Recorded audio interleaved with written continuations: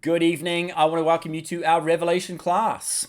Please be comfortable. This is not a sermon. This is not some inspiring, rah-rah, get fired up thing. This is one dude with one coffee and a microphone and a Bible talking to some other people on the internet and sharing a love of God's word, and in particular, a love of the book of Revelation, which is, in my opinion, the greatest work of Christian literature ever written. What a mind-blowing book. I hope you've loved going through the book of Revelation as much as I have. And I suppose it's a bit of a peak tonight, a climax. 666, what does it mean? Who is it? And how can you make sure you don't get his mark stuck on your forehead or on your right hand? So grab a pen and paper. I'm going to be using the ESV translation and Bible Gateway for my Bible software. And we're going to have a lot of fun tonight. So let's get into it. 2 weeks ago, we talked about the two beasts of Revelation 13. Most people think there's only one beast in the book of Revelation. There's actually three. Beast from the sea, beast from the land, and the beast from the abyss. Let's just look at those first two. The beast from the sea is a reference to a vast nation, right? A non-Jewish nation. And this beast is going to come out and stomp everything in its path and just make an absolute mess of everything. This, of course, is the Roman Empire. The beast from the earth, I have identified that as a distinctly Jewish beast. Why? Because it is from the Ger. Ger is a Greek word, and it means that dirty stuff under your feet. That is Ger. Now, you can translate that different ways. You could literally translate it dirt if you want, or land, or earth, and we use that even today. For example, if someone's doing some landscaping and they're using an earth mover, you know, it doesn't literally move the earth, but it does literally move the earth, depending on how you understand the word earth. Same is true here. Don't just jump to the conclusion, oh, I know what the earth is. It's a big spinning globe in the solar system. No, don't assume you understand that word. It can be very deceptive. I've actually got this Bible translation, which I kind of enjoy using, called the Complete Jewish Bible. And it's written by a Messianic Jew, and he tries to translate the English from the Greek in a way that gives you a very Jewish flavor. So he'll deliberately use Hebrew words where he can. And I just looked it up now because I thought, I wonder how he renders the word earth, or ger, in the book of Revelation. And I just found it, and it kind of confirmed what I thought he would do. So Revelation 1:7, look, he is coming with the clouds, talking about the Son of Man. Every eye will see him, including those who pierced him, and all the tribes of the land with a capital L will mourn him. So, for what it's worth, this one Bible translator who wants to give it as much of a Jewish flavor as possible has used the word land with a capital L. In other words, saying from a Jewish perspective, when you see that word, you think Israel. Thus, the beast from the land is a Jewish attack on the Christian church. And I found something really interesting as well, which I want to share with you, which is this. So this is a map of the ancient world around the time of the writing of the book of Revelation, as you can see. If we identify the first beast as Rome, right here, let me get a bigger brush, as Rome, and the second beast as a Jewish beast, we'll go to Jerusalem. If you think, oh, that doesn't say Jerusalem, it does in Latin. Now, here's the thing. If you kind of take a path kind of through Greece and then kind of come on down here, in general, it kind of looks like this. Now, about halfway, boom, right there. What do we see? Ephesus, Pergamum. Now, I'm not saying this is a point that the author is trying to make, but it's really interesting from the point of those seven churches that this book is actually written to. You got a beast from the land, Rome, and a beast from the sea, Rome, and a beast from the land, Jerusalem, and they're attacking the church, and almost geographically, you are in the middle of it, both culturally, spiritually, and even geographically. You are stuck between these two huge beasts that are attacking. Obviously, the Roman beast is attacking with military power and the culture of the Hellenized world that, you know, is pressuring you to conform with worldliness. And the more insidious attacks on the church, which are coming from within the community. Don't forget, the church is a fundamentally Jewish community.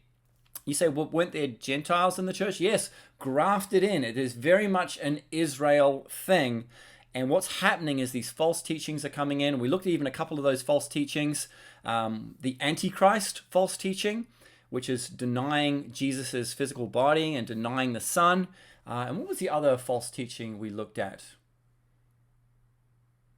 Oh, yes, the Judaizing, which is the circumcision group, the forcing certain legislation, food laws, circumcision, Sabbath observance, those kind of things upon Christians.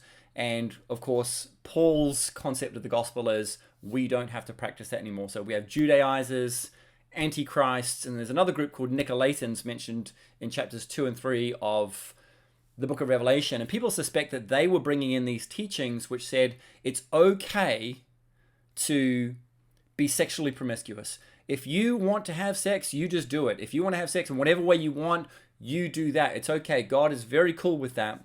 And these teachings were creeping into the church. Now, this should sound very familiar. There are churches today that teach that if you have a sexual impulse, it is totally fine for you to act upon that. And it is outdated and totally square. It's not what a square looks like. To have any kind of suppression of your sexuality.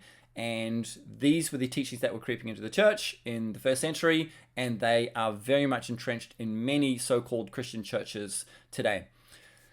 And then on top of that, we were also getting pressure as there were Jewish leaders dobbing the Christians into the Roman rulers, just like they did with Jesus, and these were the attacks. So the Christians were stuck between Rome and Jerusalem, and it was a very tough situation. So that was what we looked at last time. All right, so turn your Bible and let's read some Bible. We're going to identify the beast today.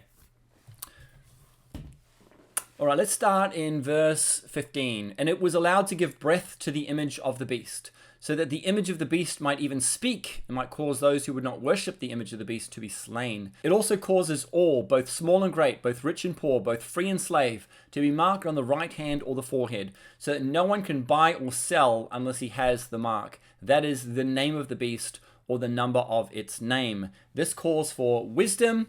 Let the one who has understanding calculate the number of the beast, for it is the number of a man, and his number is 666. Whew, what a passage.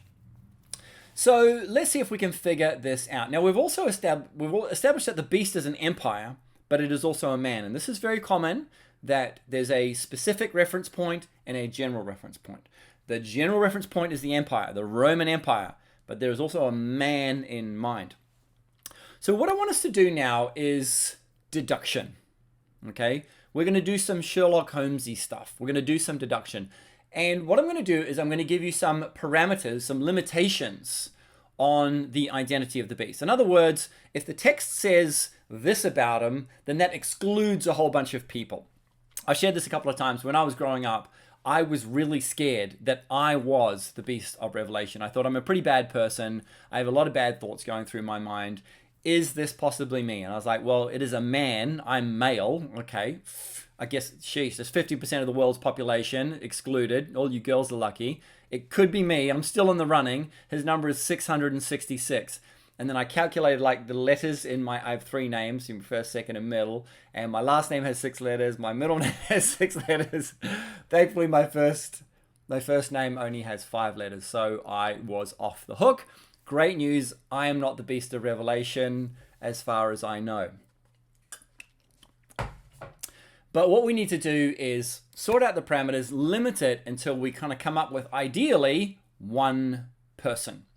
So let's do that. Let's look at the parameters in the text. So we'll just make the text a little bigger. The first thing is it is connected with the beast rising up out of the sea. In other words, it is closely connected with the Roman Empire.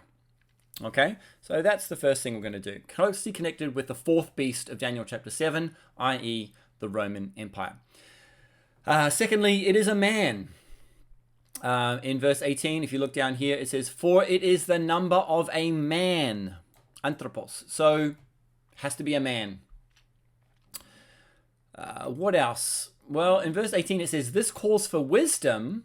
let the one who has understanding calculate the number of the beast. I want to draw your attention to 3 words there. Wisdom, Sophia, understanding. Now, interestingly, in Greek, that word is noon, basically a mind. You could even say a brain. Like, if you've got a brain, you need to calculate the number of the beast. Although that sounds kind of insulting. And this word calculate as well. So let's do a little bit of work on this. Let's go to the Greek text. So I'm using Bible Hub with the interlinear. And even if you don't know Greek, this can just be a good way just to get a little bit of a feeling of the kind of the shades or the tones of meaning that certain words can have. I don't advise people try to use the Greek text to show that the translators got it wrong and they have a better understanding. Translators are really good at what they do, so don't do that, but it's a great way to inspire yourself and see words in a fuller sense. So let's go here. Where are we? The mark of the beasts. So we're starting in verse 18 here. This is the word Sophia, which of course means wisdom. I have a daughter named Sophia. Noon, understanding. Really, it means a mind. And this word here, psephisator. That's a difficult one to say.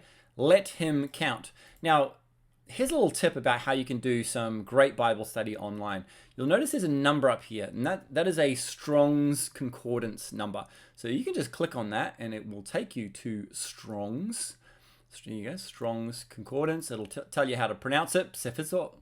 That's the first person singular present indicative. It's a verb. And it'll give you a definition in English to count or to calculate, usage, to reckon, compute, or calculate. Now, the real value of it is it'll show you how often that word pops up in the Greek text. Now, that's actually really helpful because you could do a search on the English word, but that's only showing you how often the English word pops up. It may not show you how often the Greek word pops up. So here it only pops up twice in the New Testament. One we obviously just looked at. The other is Luke 14, count the cost. Sit down and calculate the cost. So it's this very much a kind of a reckoning, a figuring out. It's like stroke the chin, do some maths. That is the meaning. All right, so from that, I understand that in order to get the meaning of 666, you're going to have to use your brain. Right? It's not something that's going to be completely obvious. No one's going to come up and stamp it on your forehead and you're going to look in the mirror and there's like a little 666 and you start growing horns. And it's like, oh my gosh, mark of the beast, I'm turning into a devil. No, it's going to take wisdom. You're going to have to figure things out. Wisdom, understanding, and calculation, right? So that's my next parameter. It's going to take wisdom. On the flip side of that, it is knowable, right? This calls for wisdom. Let the one who has understanding calculate the number of the beast. In other words, if you do have wisdom, if you do have a good mind, and if you are able to calculate, then you will figure it out. And my last parameter, okay, not my last parameter, second to last parameter, is that the people who read this would have been the ones who had the ability to calculate the number of the beast.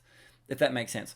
What I'm saying is that it would be incredibly mean, unfair, and bad form for John and Jesus and the author of the book of Revelation, the divine and human authors of the book of Revelation, to say, if you have wisdom, you can calculate the number of the beast, for that to be completely incomprehensible to the people who received the letter, because it would only become apparent 2,000 years later after the advent of barcodes, microchips, smartphones, who knows?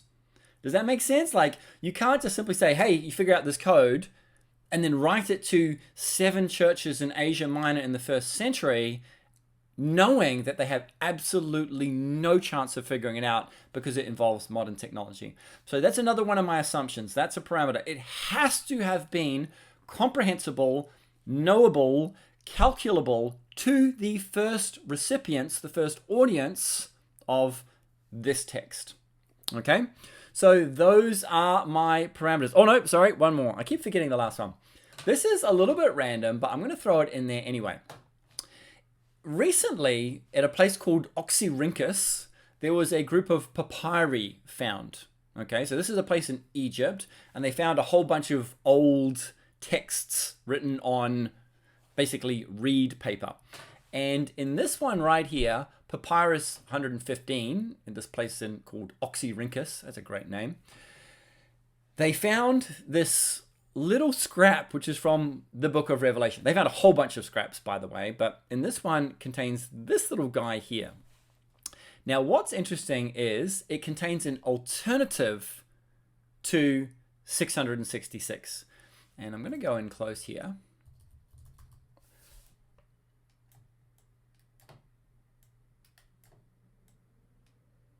That's the number right there.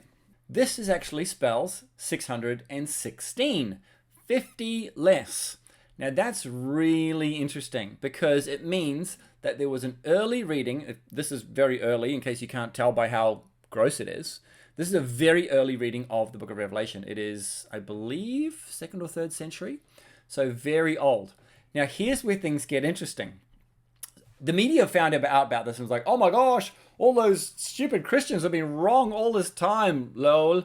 They've been thinking that the beast is 666. It's actually not, it's 616. Those silly Christians. Because the newspaper media, they just love us. They love us Christians. They're always singing our praises.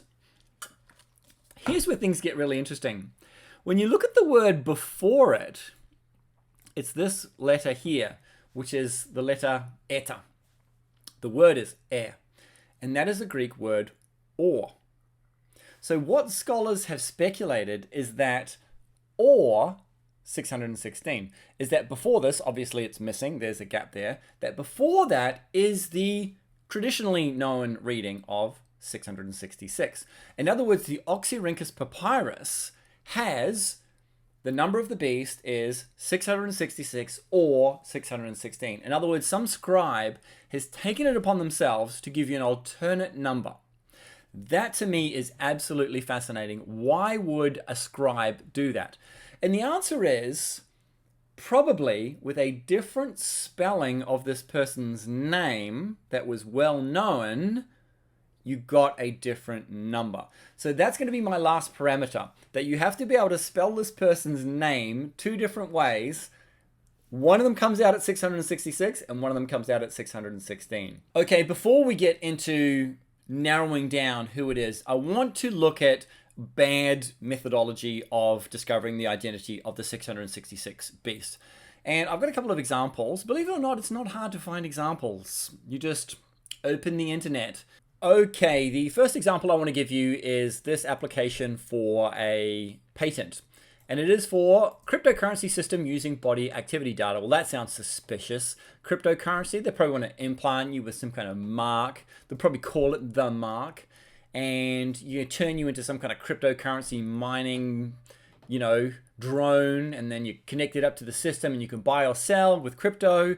And it's stuck in your body. Applicants, Microsoft technology licensing. Bill Gates, yeah, I see what you're up to. Filed 2019. Okay, publication date 2020. Publication number. Oh my goodness. Here we have it, guys. Mark of the beast right there. So I think to a lot of people this would be quite compelling. And it is funny. It is funny. And I think, I don't know, maybe God has a sense of humor. I'm sure he does. However, sorry to dampen your enthusiasm here, that is not the mark of the beast. And here's why. We know that 666 is a man's number. Is this a man? No, this is a patent. So it's not a man.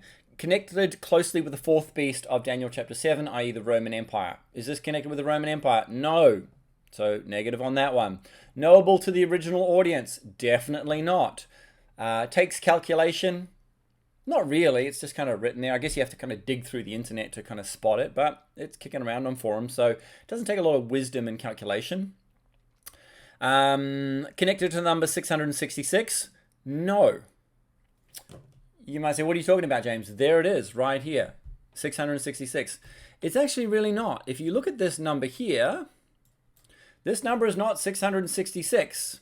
It is 60,606. Those are very different numbers. Now, you get fooled by the repetition of this number 6. But as you probably saw from when I had the Greek text, it doesn't even have a repeated number in it.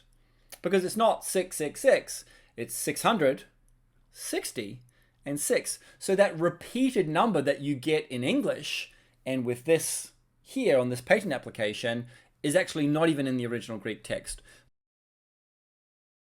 What do we got here? Oh, US government. Oh, it's always ripe pickings for conspiracy theories. So this is a bill that's been introduced by a Democrat from Illinois. And he's done it as a response to COVID-19. COVID-19 testing, reaching, and contacting everyone. The TRACE Act. Well, that doesn't sound suspicious at all. I love it when governments trace you. Oh my goodness. How can you deny it? Well, again, let's go through our parameters. Is it a man? No, it's a proposed legislation. Is it connected with the Roman Empire? No. Is it knowable to the original audience? No. Does it take calculation? No. Is it connected to the number 666? Well, not really. It's 6,666. It's completely a different number. Yeah, so no. And also connected with the number 616? No. So the COVID-19 tested, reaching, and contacting everyone act is not the mark of the beast. Sorry.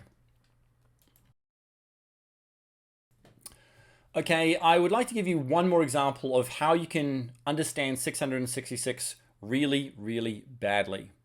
So look at this. I found this kicking around the internet.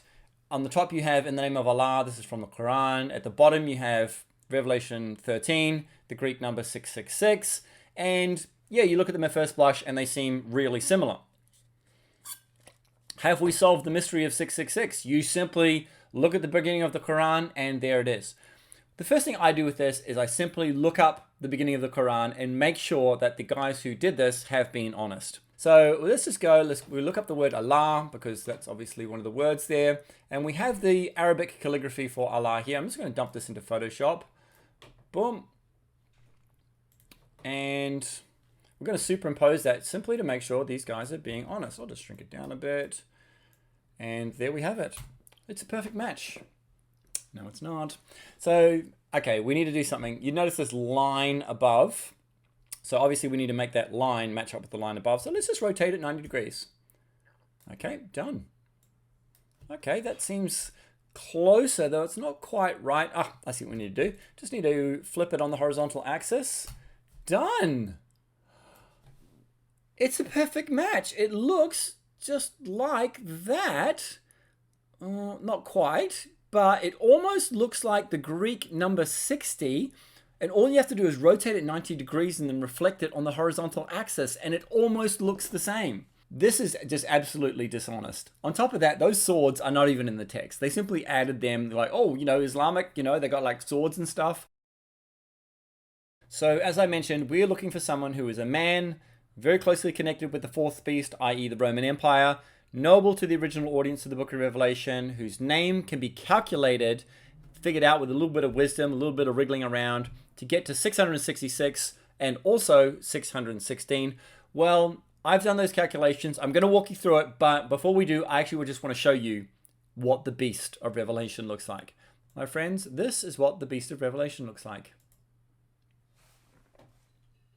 You probably didn't expect that, a literal ginger neckbeard, but that is, to the Christian church, the beast of Revelation. That is the 666.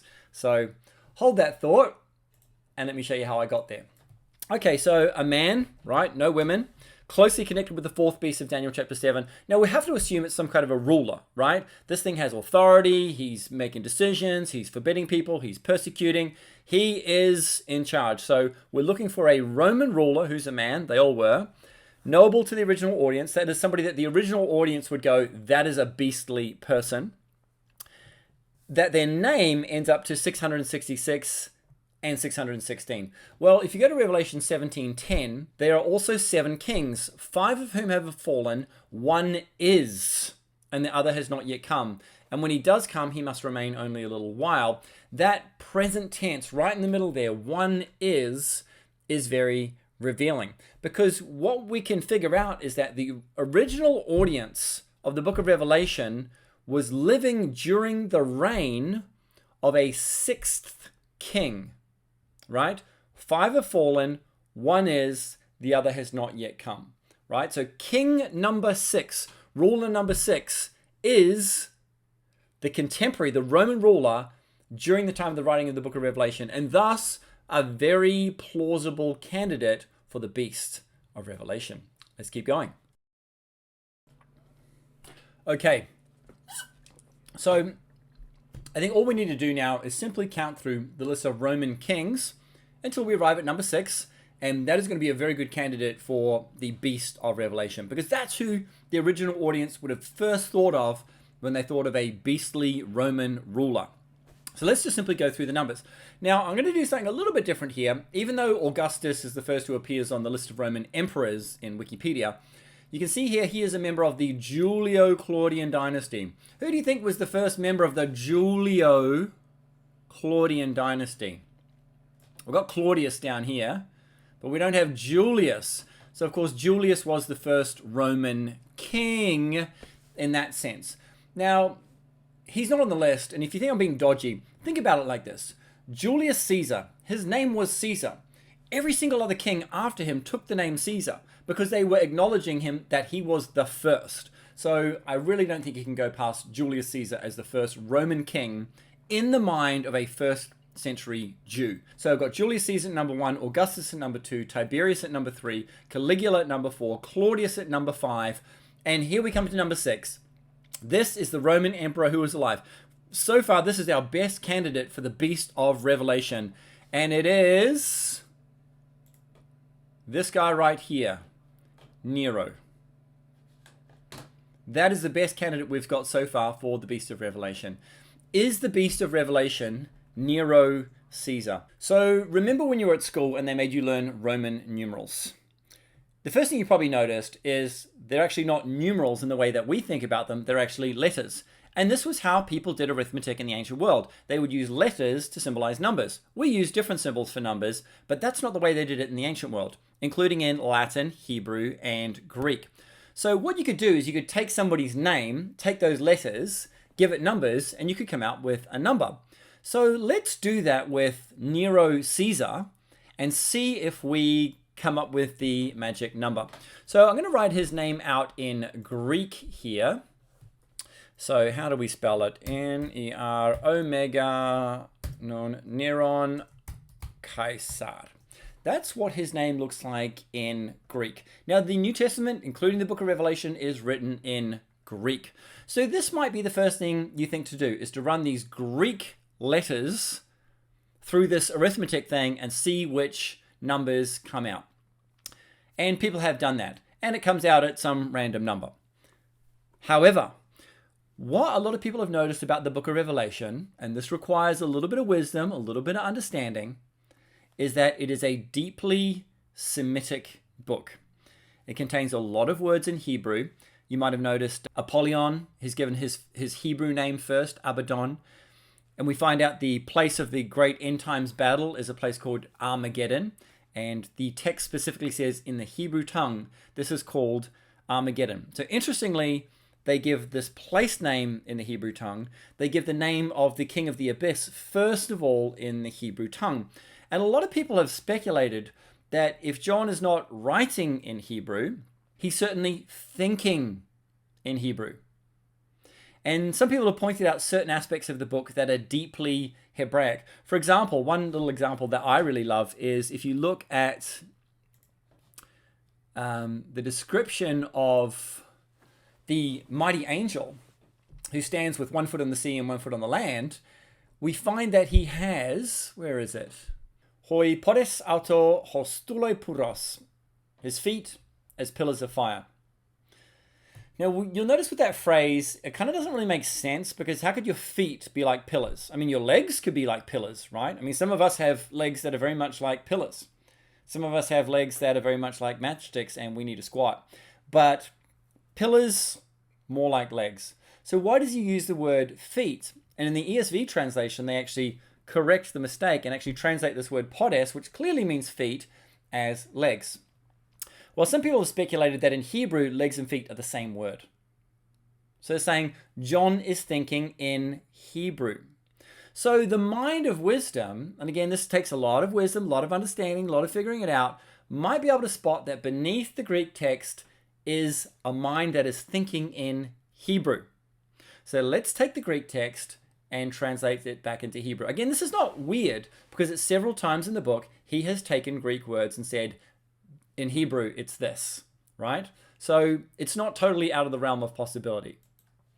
So let's write Nero Kaiser in Hebrew. Hebrew doesn't use vowels in its script, right? So let's write it out. So we'll go N, R, W, which functions as a vowel, N, Neron, and then Kaiser, Q, S, R. Getting close, getting close. Now we need to do a little bit of maths and see what we come up with. So let's get rid of that. Neron Kaiser. So we're going to take the 7 letters here and add them up.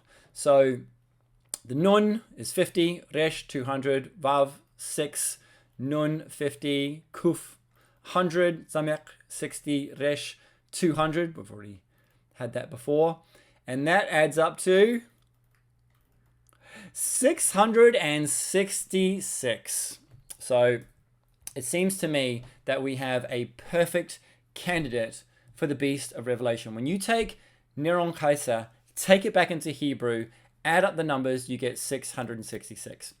Now, something that a couple of you guys have been thinking of will be, well, hang on a second. You said that the emperor's name is Nero, and yet when you wrote it out in Greek and in Hebrew, you wrote Neron.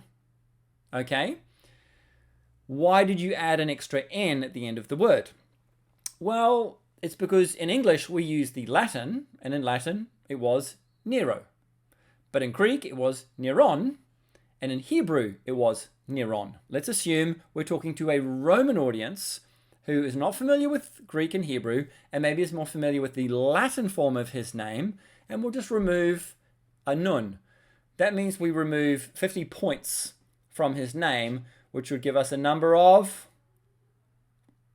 616.